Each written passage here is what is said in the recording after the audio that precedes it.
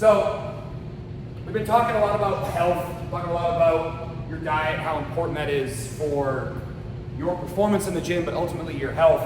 And the thing I want to point out is if you guys didn't realize, up on the wall behind me here is the 100 Words of Fitness. Pukey the Clown and the pyramid there for how to develop an athlete.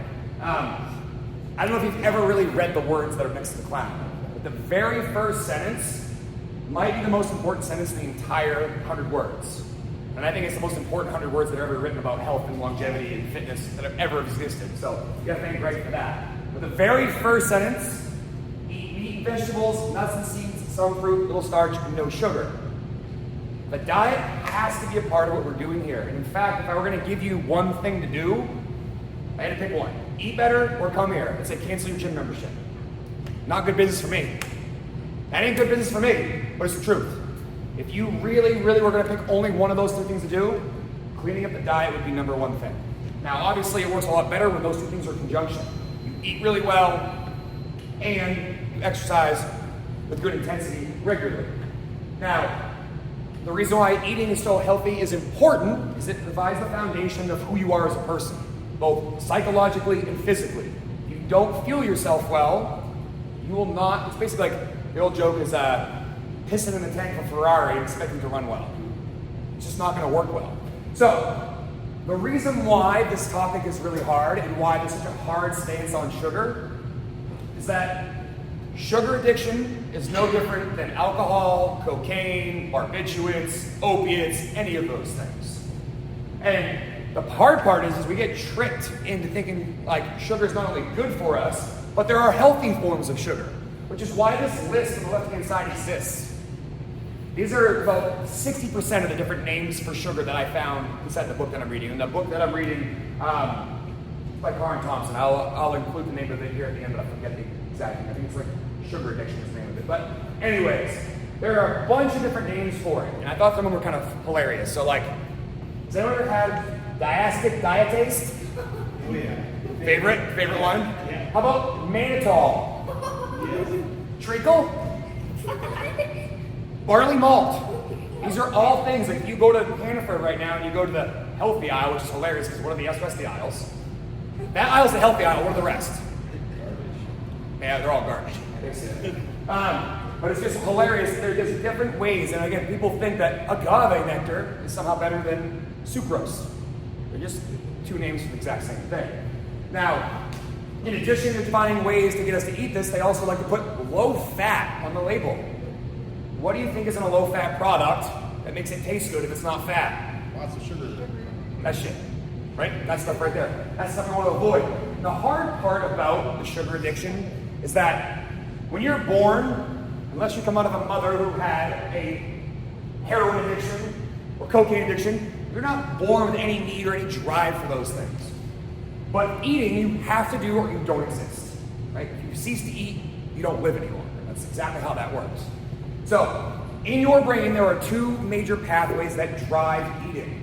The first one is for survival. It's called your homeostatic pathways. Basically, if you are hungry, you seek out food, you get said food, that part of your brain shuts down and says, all right, we're full, and you stop eating. And that's how it works in a normal, healthy person. But we live in an environment where it's really easy because everything out there in the grocery store that they're trying to sell with this ingredient is highly palatable, and very easy to eat too much of.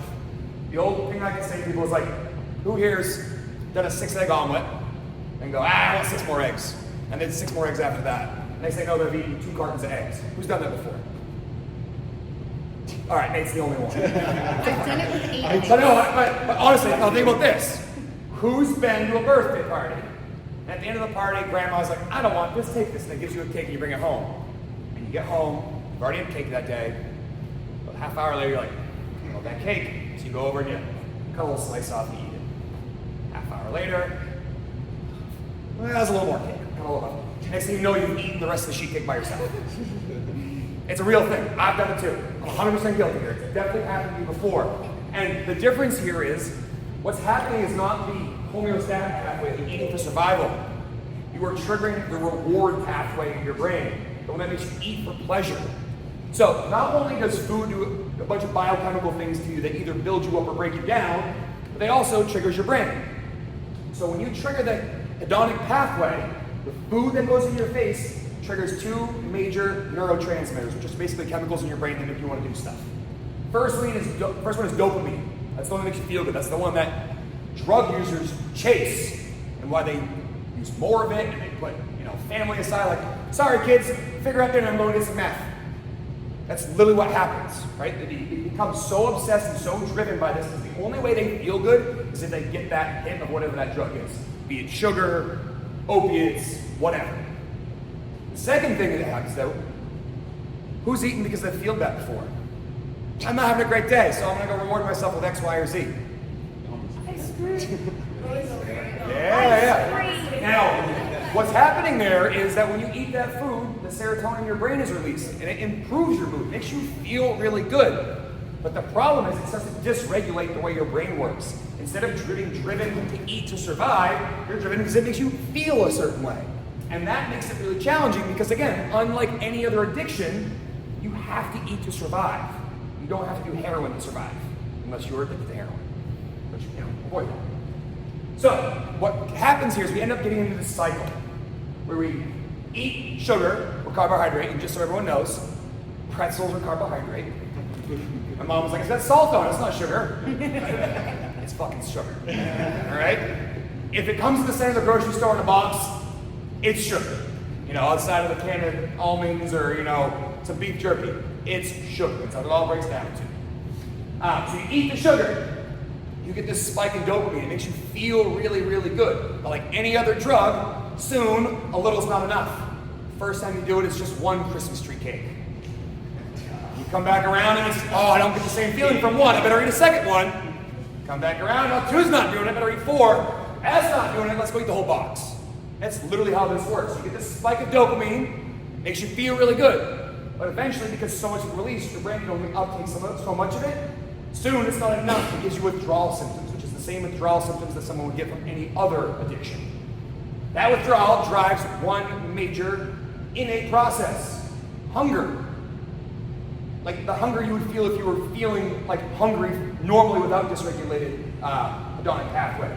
That hunger drives you to do one thing: eat the sugar. Eat the sugar. Gives the dopamine, but you need more of it than last time, so you're gonna need a little bit more. You have the withdrawal.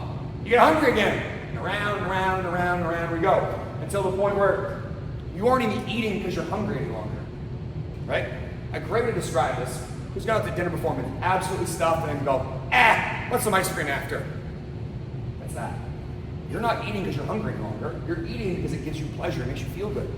And again, I don't want anyone to think that I'm the weirdo at the birthday party that won't eat a slice of cake. You should enjoy your life and you should have those things. But a common question is like, all right, it's the holidays. What do I do? Because you got Thanksgiving, and you got the leftovers from Thanksgiving. And then because you've already been on a little bit of a food bender, you eat not so great between Thanksgiving and Christmas. And you have all your Christmas parties. And then Christmas. And then after Christmas, leftovers. And next thing you know, it's New Year's, and I gotta get ready for the celebration of the ball dropping. And then, oh my goodness, look at that, it's already Valentine's Day.